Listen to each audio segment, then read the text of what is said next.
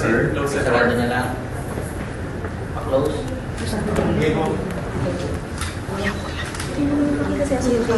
Okay, magandang hapon po sa inyong lahat.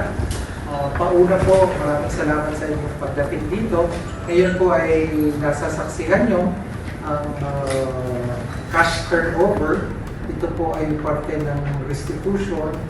Dito po si Attorney Emil Hoven para po para tatawaran ang kanyang kliyente na si Engineer Henry Alcantara para pangunahan ang pagka-turnover ng what appears to be 110 million pesos in cash. Okay, pagkatapos po nito, tayo po ay lilibay sa kabilang kwarto at doon po kami tutugon sa itong mga katanungan. Pagkatapos din po nito, gagampanan naman po ng Bureau of Treasury kasama po ang mga kapatid natin sa Land Bank para po i-validate yung cash out itong halaga na nasa atin. Okay? So, ito po ang mangyayari ngayong hapon.